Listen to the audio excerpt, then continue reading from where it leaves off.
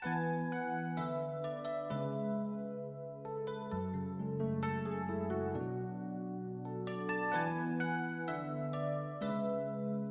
you can't fly, run.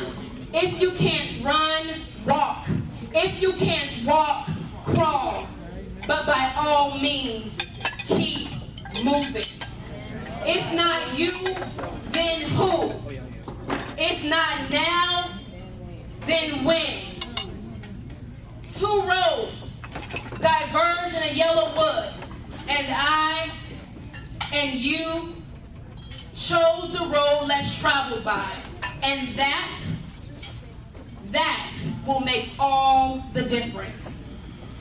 Good afternoon, ladies and gentlemen. Sophomore year of high school, we experienced some homelessness.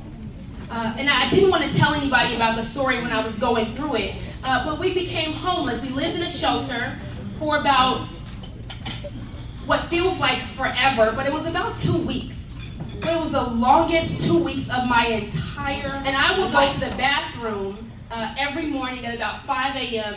It was a sink just like these sinks here, to shower and to bathe myself so that I can get to school, because that's where I wanted to be. I was a sophomore at Gwendolyn Brooks High School, and I wanted to be at school because Brooks was my safe haven. The people at Brooks were my family. We don't control where we come from. I didn't get to choose my family. I didn't get to choose growing up in poverty. I didn't get to choose growing up in a housing project, but I do get to choose my today. 8th graders, you get to choose your today.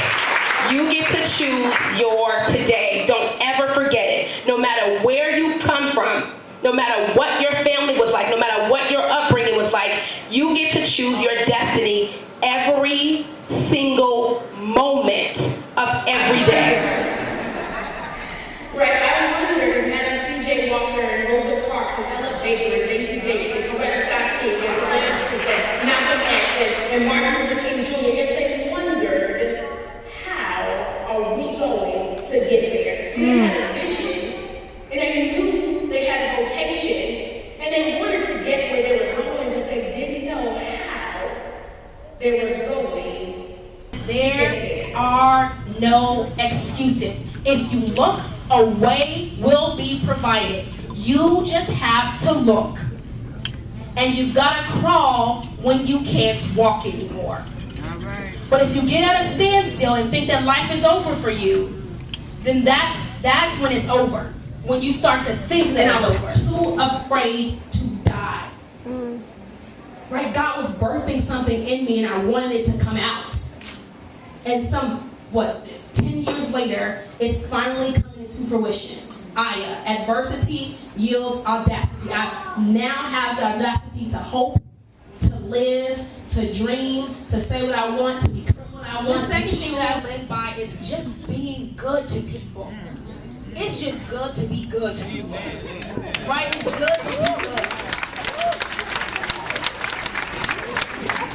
And sometimes it can be incredibly difficult. It really can be really hard to be good to some people. What I've learned is that when you put out good, good comes back to you. Each other. Yeah, turn to your neighbors and say, hey neighbor, in 4 years, we will be high school graduates. In 4 years, we will be high school graduates. And in 8 years, guess what? I'm graduating from college. In 8 years, I am graduating from college. I won't be a statistic. I'm loving myself because I got to know me and I'm getting to know me. And it's not a thing that anybody can say about me that I don't already know. Good or bad. Because I'm getting to know me. And so it doesn't hurt if somebody says something offensive, because I can say, oh yeah, I already knew that, that's funny. I knew that. Yield audacity. Here to inspire you, our youth, our young people to use their brokenness, to use their journey, to use their narrative, to use their stories as a bridge to their personal